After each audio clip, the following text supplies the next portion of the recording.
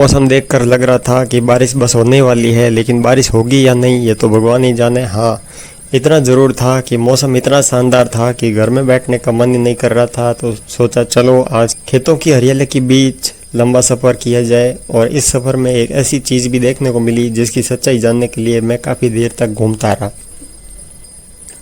सुबह सुबह का मौसम का मिजाज बिल्कुल बदला हुआ था। चारों तरफ बादलों जैसा माहौल, ठंडी हवा और खेतों में फैली हरियाली। बारिश आएगी या नहीं इसका तो कोई भरोसा नहीं था, लेकिन मौसम का आनंद लेने के लिए इतना काफ़ी था। मैं भी निकल पड़ा अपने सफ़र पर और रास्ते में खेतों की ये हरियाली देखकर बार बार नज़रें रुक रही थी। हवा इतनी शानदार चल रही थी कि पेड़ भी अपने ही अंदाज में झूम रहे थे। तो सोचा सिर्फ मैं ही क्यों आनंद लूं, आपको भी इस रास्ते की हवा और हरियाली दिखाता हूं। रास्ता लंबा था, इसलिए मैंने भी कानों में ईयरफोन लगाए और अपनी ही धुन में चलने लगा। कभी सड़क दिखाई दे रही थी, कभी खेत, कभी पेड़ों की हरकत पर नज़र जा रही थी। और इसी तरह सफ़र कब आगे बढ़ता गया पता ही नहीं चला। अब धूप काफ़ी तेज़ हो चुकी थी, लेकिन खेतों में फैली ये हरियाली ऐसी थी जैसे सूरज की गर्मी को भी थोड़ी देर के लिए कमज़ोर कर रही हो।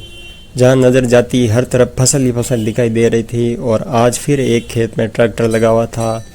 किसान अपने खेत को अगले फसल के लिए तैयार करने लगा था। हम अक्सर तैयार फसल देखते हैं, लेकिन इसके पीछे किसान की ये मेहनत शायद उतनी नज़र नहीं आती।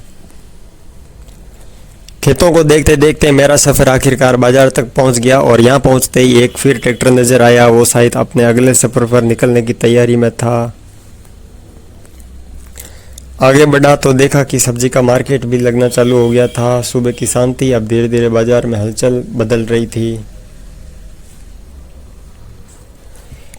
इसके बाद जो हुआ वहीं से आज के व्लॉग की कहानी थोड़ी इंटरेस्टिंग हो गई। अस्पताल की तरफ दो न्यूज़ रिपोर्टर जाते हुए दिखाई दिए। पहले तो लगा शायद कोई नॉर्मल न्यूज़ होगी, लेकिन थोड़ी देर वहाँ कई और रिपोर्टर्स पहुँचने लगे। अब मेरे दिमाग में भी सवाल आने लगा, आखिर अस्पताल में ऐसा क्या हुआ कि यहाँ इतनी सारी मीडिया पहुँच रही है। मैं भी वहाँ से निकलने के बजाय थोड़ी जानकारी लेने के लिए आसपास घूमने लगा। काफ़ी देर तक खोज खबर ली, इधर उधर पूछा, लेकिन इतनी कोशिश के बाद भी मुझे कुछ पक्का पता नहीं चल पाया। तो आखिरकार मैंने भी सोचा भाई जब खबर ही नहीं मिल रही तो ज़्यादा जासूस बनने का क्या फ़ायदा। और इस तरह अपनी हुई मेहनत और उससे भी ज़्यादा किया हुआ टाइम वेस्ट याद करके खुद पर हंसता हुआ पहुंच गया लाइब्रेरी। कभी ज़िंदगी में हम किसी चीज़ का जवाब ढूंढने निकलते हैं और आखिर में सिर्फ हाथ एक्सपीरियंस लगता है। खैर अब पढ़ाई का समय था। कुछ समय लाइब्रेरी में बिताने के बाद दोपहर का खाना खाया। सफ़र में घूमना अपनी जगह है, लेकिन पेट खाली हो तो कोई भी सफ़र ज़्यादा लंबा लगने लगता है।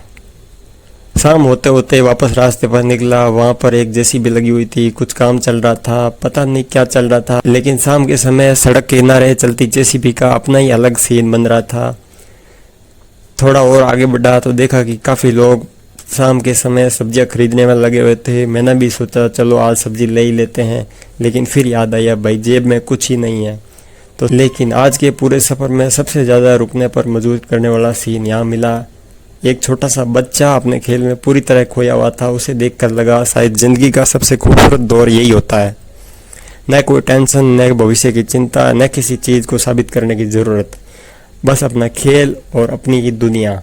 उसे अपनी दुनिया में इतना खोया हुआ देखकर एक बात दिल में आ गई, ज़िंदगी तो शायद इसकी चल रही है, हम तो बस ज़िंदगी काट रहे हैं। बचपन कब निकल गया पता ही नहीं चला। और शायद सबसे बड़ा दुख ये है कि बचपन को जितना जीना चाहिए था उतना जी नहीं पाए। आज उस बच्चे को देखकर पुराने दिनों की वही कमी फिर महसूस हुई। खैर हर दिन अपने साथ एक नई कहानी लेकर आता है।